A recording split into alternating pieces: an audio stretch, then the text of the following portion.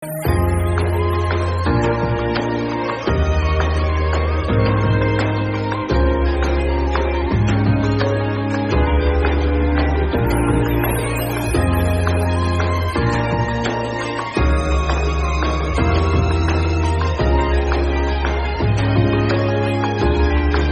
عليكم ورحمة الله متابعين قناة منى وخالد، رمضان كريم على الجميع يا رب.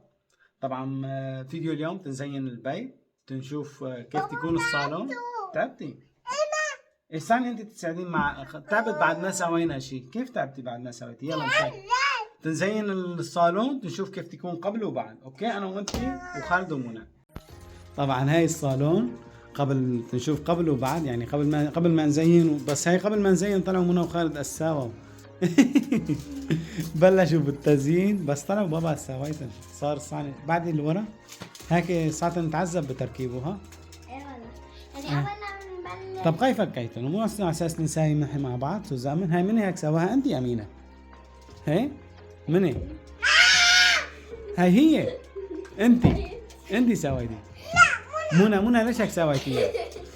اول ما بلش بحطك ايه بعد بابا تنحط هودي كمان مشان تتعلق بالتعلقة من فوق. يلا تعالوا نظبط مع بعض. تعالوا.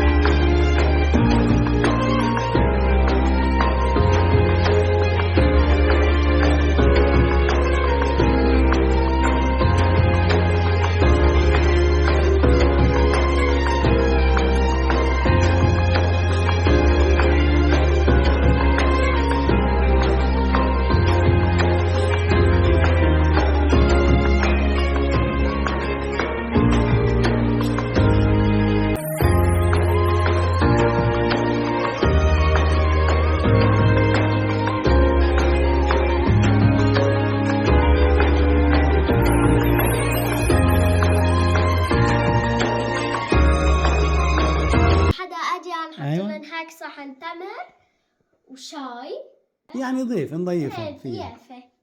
وهون في وحدة كبيرة تسع كل شيء. genau. ما خلصتي؟ لا ايه بابا؟ صعب شوي علي. تصومون ان شاء الله. ايه بالبخل عنده. ايوه بالاشياء اسمه يعني نهاية الاسبوع ان شاء الله. متحمسة انا بالليل انا بالليل متحمسة اني حكون كثير احلى.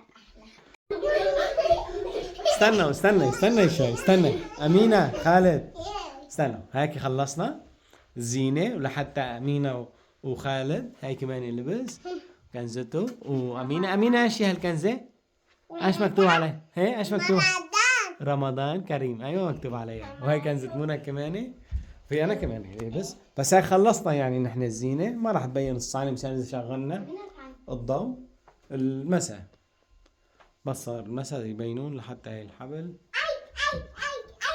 موديلا بابا نحن اليوم كان تعبنا قيتا. باللحظات ايه انت عذبتني اكثر شيء بهاي تركيبتها. ايه